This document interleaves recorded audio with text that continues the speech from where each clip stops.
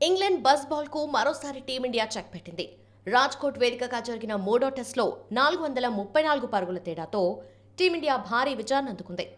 557 పరుగుల భారీ లక్ష్య ఛేదనలో ఇంగ్లాండ్ 122 పరుగులకే కుప్పకూలింది. భారత ఆల్రౌండర్ రవీంద్ర జడేజా 5 వికెట్లతో ఇంగ్లాండ్ను దెబ్బతీయగా కుల్దీప్ 2, అశ్విన్, బూమ్రా తలా వికెట్ సాధించారు. ఆల్రౌండ్ షాతో అదరగొట్టిన Ravindra Jadeja player of the మ్యాచ్గా నిలిచారు.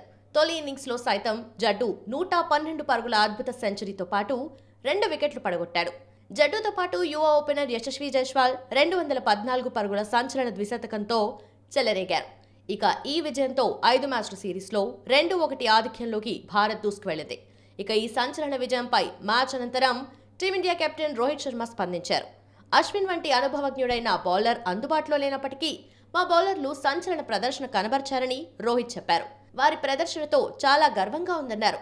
ఇక జడ్డు తన క్లాస్ ను మరోసారి చూపించాడు. జడేజా బంతితో పాటు బ్యాట్ తో కూడా రాణిస్తాడని తాము ముందే ఊహించామన్నారు. సర్ఫరాజ్ అరంగేట్రంలోనే ఆకట్టుకున్నాడని, బ్యాట్ తో ఏం చేయగలడో చూపించాడన్నారు. ఇక సెకండ్ ఇన్నింగ్స్ లో జైస్వాల్, శుభ్మన్ గిల్ అద్భుతమైన ప్రదర్శన కనబర్చారని, వీరిద్దరూ మాకు కావలసిన ఆధిక్యాన్ని అందించారన్నారు. జైస్వాల్ గురించి ఎంత చెప్పుకున్నా తక్కువే అన్న రోహిత్ అతను ఒక అద్భుతమన్నారు.